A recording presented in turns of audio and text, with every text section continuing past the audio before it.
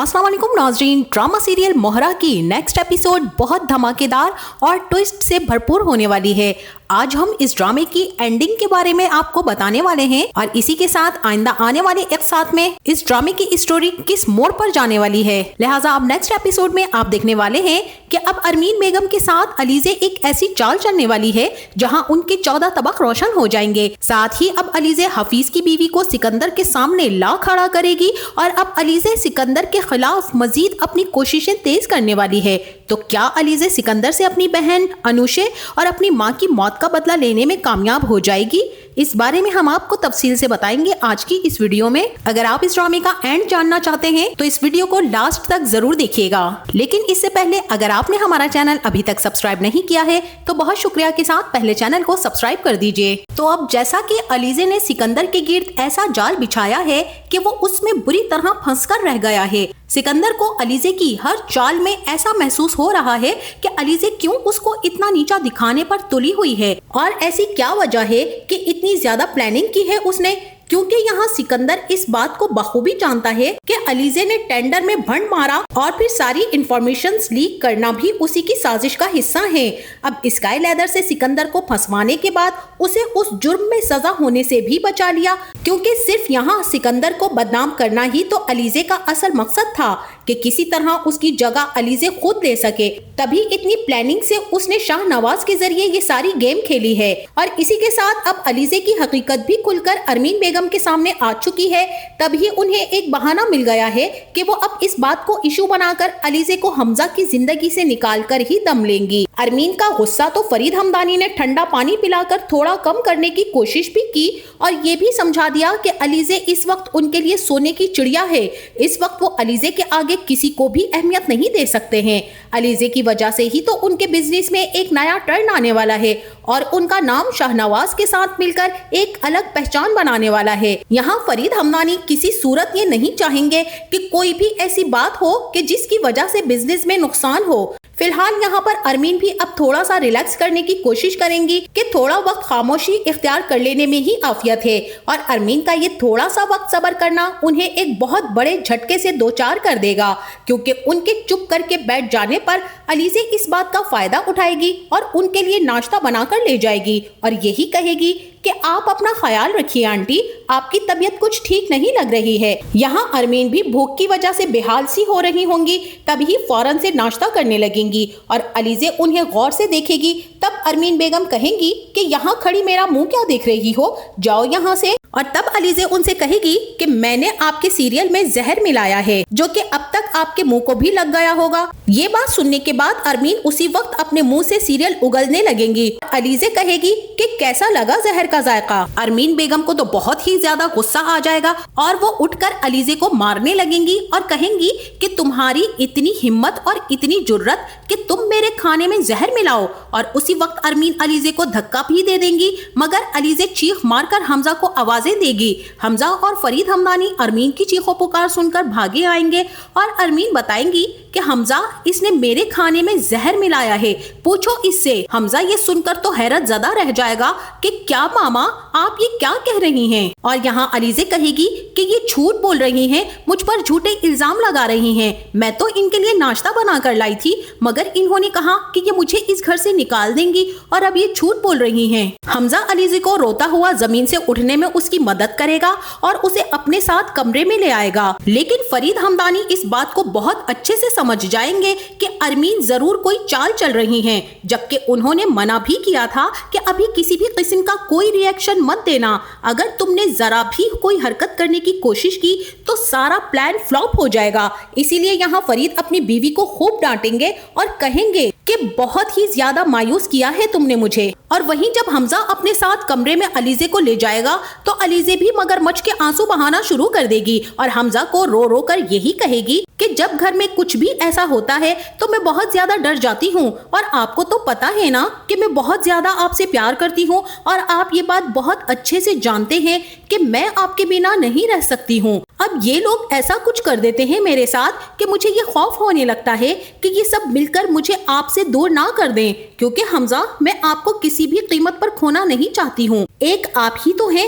جو میرا اللہ کے بعد اس دنیا میں سہارا ہے۔ اگر آپ مجھ سے چھن جائیں گے تو میرا کیا ہوگا؟ میرا تو کوئی بھی نہیں ہے اس دنیا میں حمزہ۔ یہاں حمزہ علیزے کی یہ ساری باتیں سن کر بہت زیادہ پریشان ہو جائے گا اور اسے خاموش کرواتے ہوئے کہے گا کہ علیزے تم فکر مت کرو، ماما کو کوئی غلط فہمی ہو گئی ہوگی، انہوں نے کسی اور بات کا غصہ تم پر نکال دیا ہوگا۔ اچھا بس تم ایسا کرو کہ یہ سب کچھ بھول جاؤ، میں تمہیں چھوڑنے والا نہیں ہوں اور نہ ہی میرے اور تمہارے درمیان کوئی بھی تیسرا آ کر ہمیں دور کرنے کی کوشش کر سکتا ہے۔ اب جلدی سے مجھے ہنس کر دکھاؤ، بہت ہو گیا ہے رونا دھونا، اور آئندہ میں تمہیں اس طرح سے روتے ہوئے نہ دیکھوں۔ تم تو میری بہت ہی زیادہ بہادر علیزے ہو، پھر جانتی ہو نا کہ آنسو کمزوری کی علامت ہوتے ہیں اور تم کمزور نہیں ہو علیزے۔ حمزہ کی یہ بات سن کر علیزے خوب دل کھول کر ہنسے گی، شاید حمزہ کی باتوں پر یا پھر ارمین کو بے وقوف بنانے پر۔ حمزہ کے جانے کے بعد علیزے یہی کہے گی کہ ارمین بیگم آپ لاکھ کوشش کر لیں لیکن آپ مجھے اس گھر سے نہیں نکال سکتی ہیں۔ اور جب علیزے یہ ساری باتیں سوچ کر اپنے کمرے سے باہر نکلے گی تو وہاں ارمین بیگم کو شکست خوردہ چور چور بیٹھا ہوا دیکھ کر انہیں کہے گی کہ کیسا لگا آپ کو میرا سرپرائز۔ یہاں ارمین بیگم بھی کہیں گی کہ حمزہ کی نظروں سے تمہاری اندھی محبت کی پٹی کو میں اتار کر ہی رہوں گی، جس طرح سے تم نے مجھے میرے شوہر اور بیٹے کی نظروں سے گرایا ہے نا، بالکل اسی طرح ایک دن تمہیں بھی زمانے کی نظروں سے گرا کر ہی رہوں گی میں۔ اب اسی کے ساتھ وہیں دوسری طرف علیزے کو اس بات کی بھی خبر مل جائے گی کہ اسکائی لیدر کے مینیجر حفیظ صاحب کا کچھ بھی پتا نہیں چل رہا ہے کہ وہ کہاں جا کر غائب ہو گئے ہیں۔ اور اب اس سلسلے میں ایک مال میں علیزے جائے گی جہاں فوڈ کورٹ میں بیٹھ کر علیزے سلمہ بیگم سے ملاقات کے دوران حفیظ کی ساری معلومات لے گی کہ آپ کو کس پر شک ہے۔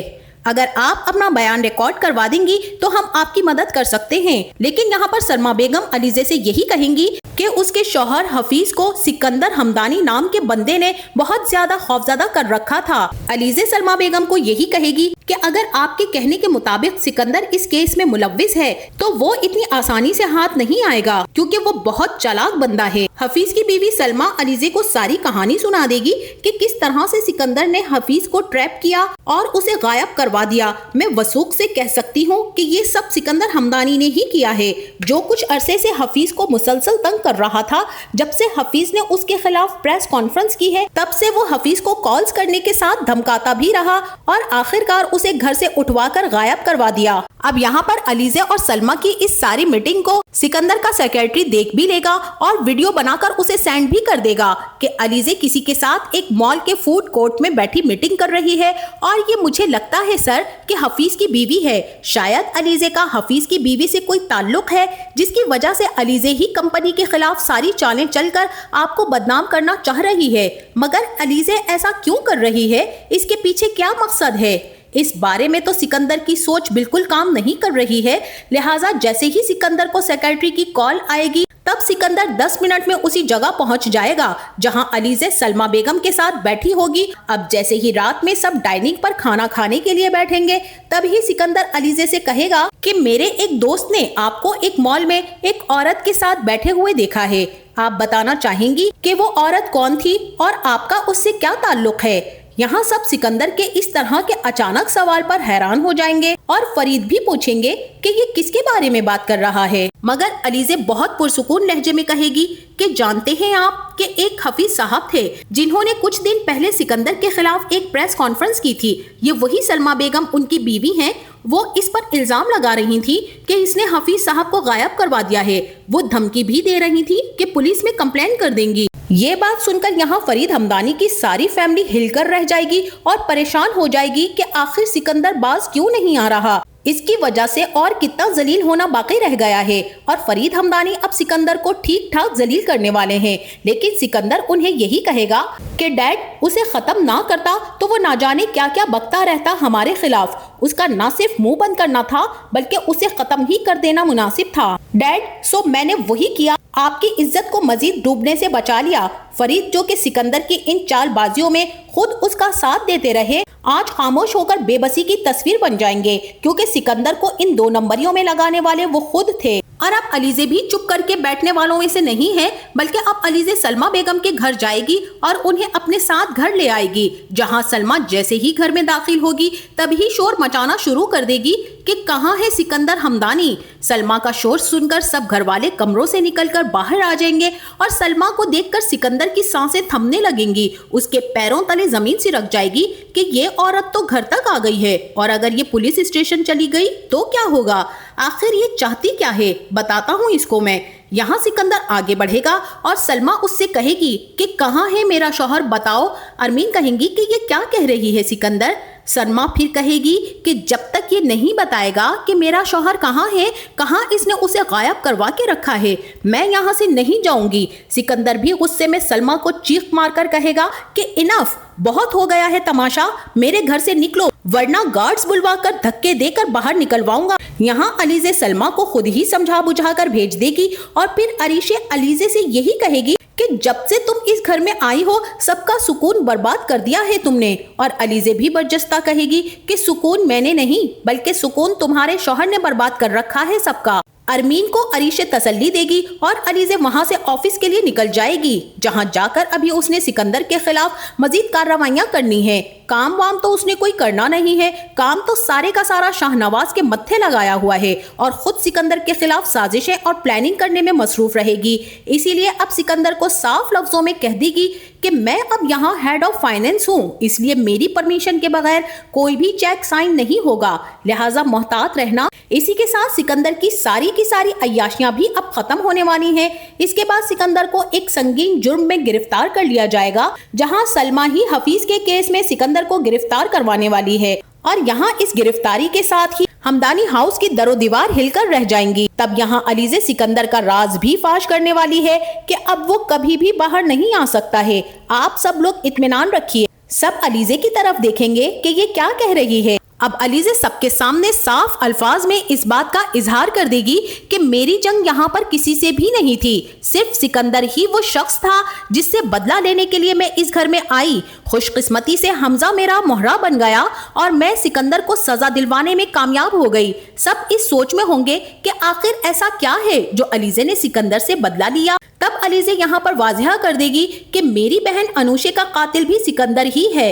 ये अरीशे सब जानती है कि किस तरह से सिकंदर ने अपनी झूठी मोहब्बत के जाल में मेरी मासूम बहन अनुशे को फंसाया, फिर उससे निकाह किया और एक रात के बाद सुबह उसे तलाक भी दे दी। और न सिर्फ उसने तलाक दी बल्कि निकाह नामे को भी आग लगा दी। कोई सबूत ऐसा ना छोड़ा कि अनुशे उसके खिलाफ खड़ी हो सके। तब सिकंदर ने उसे धक्के मार मार कर घर से बाहर निकाल दिया। जब वो उसके बच्चे की माँ बनने वाली थी तब वो रोती रही, सिकंदर के आगे गिड़गिड़ाती रही, रहम की अपील करती रही और आखिरकार वो रोती रोती इस दुनिया से चली गई। मुझे उसने सब कुछ बता दिया था जब मेरी और मेरी बहन की शादी होने वाली थी।